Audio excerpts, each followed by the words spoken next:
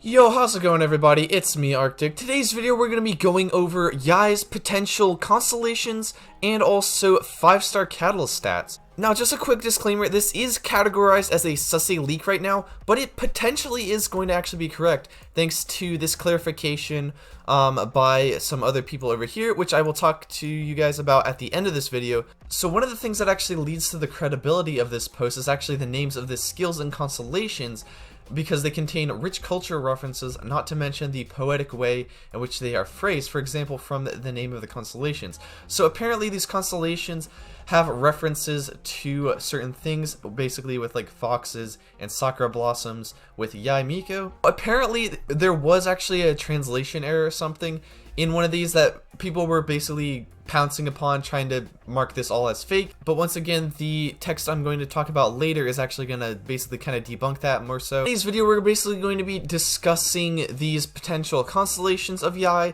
and also her 5-star catalyst and how that's going to kind of factor into what we already know about Yae, basically from a previous leaks, that she's going to be like a main DPS, that she's also going to basically focus on on-field damage. So now getting into the information for Yae herself. So according to this leak, sus Yae constellations plus weapon, the ascension stat is going to be crit rate, and that's going to make sense once we get to her weapon later. And her constellations, her constellation 1, every time you use the secret technique Heavenly Fox, which is basically going to be her E skill, I'm pretty sure, Yae recovers 7 energy for herself. What this basically means is that Yae isn't really going to have that much of energy issues if you do actually have her constellation 1.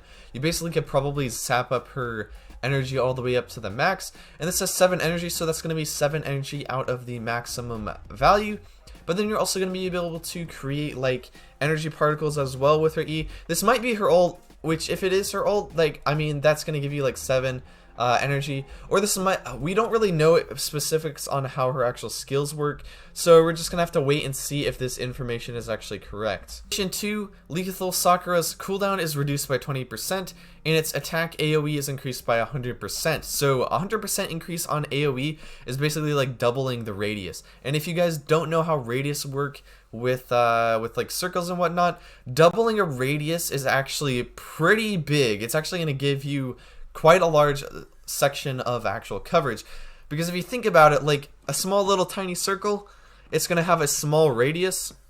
Wait, if I'm thinking about it right, yeah, like radius is from the center out, and so basically we're getting double from the center out, so it's double the distance, not necessarily double the actual like whatever the line in between it is. Constellation 4, when Lethal Sakura Thunderbolt triggered by the secret technique Heavenly Fox hits an enemy, all teammates receive 20% electro damage bonus, and that lasts for 5 seconds.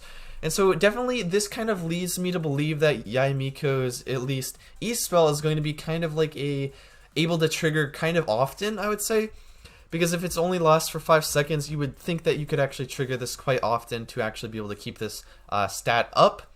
But this is going to be really good for like sub DPS electro characters like Fischl, Raiden, and whatnot. And this is actually going to work pretty okay off field also. Yae Miko actually can work as a sub DPS with her E skills as well, or it has like some sort of delayed activation. And then finally, her Constellation 6, when a Lethal Sakura is created, its initial level is going to be raised by 2. And its maximum level is increased to 4. So she definitely seems to have some sort of stacking mechanic, kind of probably going to end up being similar to Elisa in terms of her actual stacking mechanic, where like you probably have to use her E-spell multiple times. It also says right here, Lethal Sakura's attacks will ignore 45% of enemies' defense. Now actually, what's interesting about this is that Lethal Sakura might actually be referring to Yae Miko herself, or it might be referring to like your E skills, something like that, or her ults.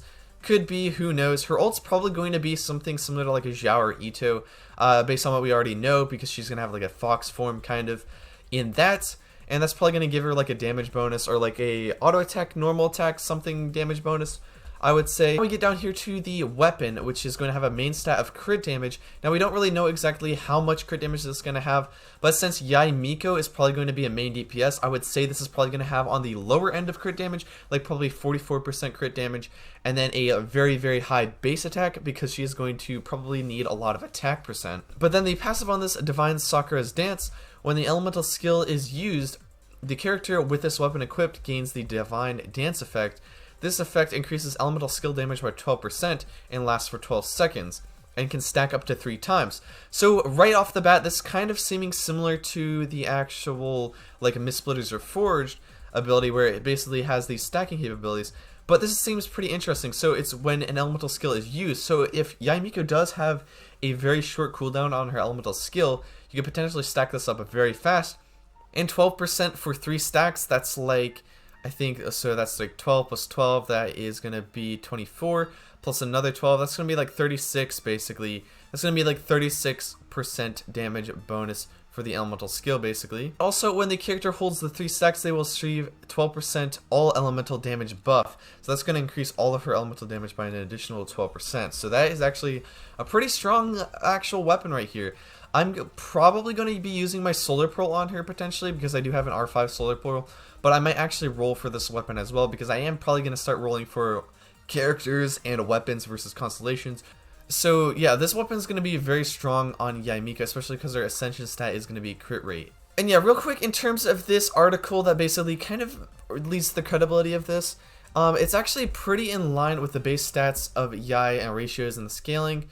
You guys can read over this if you guys want to learn a bit more of that, but basically I believe that this leak is actually pretty credible, and it definitely seems to be something that could actually be credible. Definitely very coherent between these actual cultural references and actual translations and whatnot. But anyway, that's it for the video. Let me know if I messed up on anything in the comment section below. And if you guys like this video, remember to subscribe. I'm really trying to get to 10,000 subscribers by the time that Shenhe banner actually releases, or during Shenhe banner, either one. But yeah, anyway, it's been me, Arctic. I will see you guys in the next one. Farewell.